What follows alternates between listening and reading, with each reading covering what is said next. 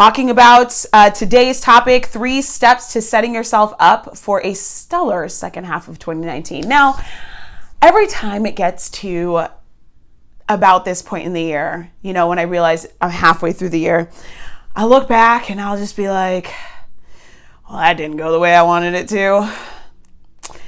And, you know, that might be you, whether you're like disappointed with the first half of the year or you're like really excited or proud for how the first half of your year has gone.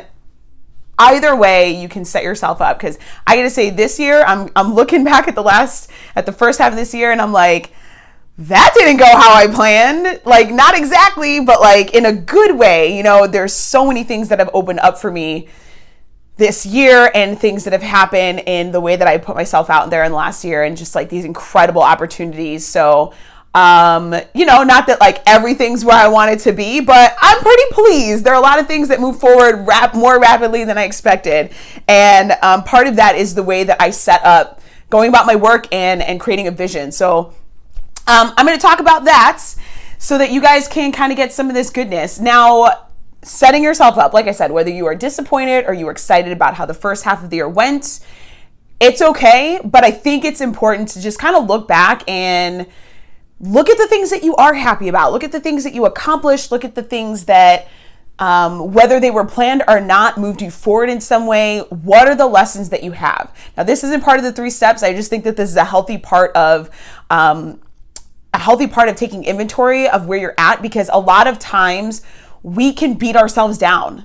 We are really good at pointing out all the bad things that have happened, or all the ways that you failed, or all the ways that you think you failed. That like sometimes even in your so-called failures, there are like these really juicy things that you learned or that you did or that you accomplished that you're not even acknowledging because you're so used to tearing yourself down.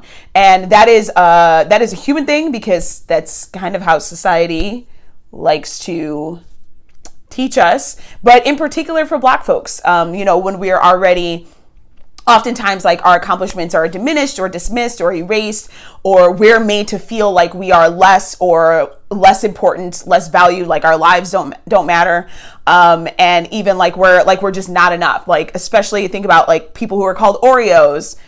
That whole message is that you're not Black enough, like that who you are, that you are not what you are. And so that really instills this idea about not being enough. And so we get all these messages. So it's really important to just kind of pause and give yourself a moment to really think about and acknowledge and even celebrate the good things that you did.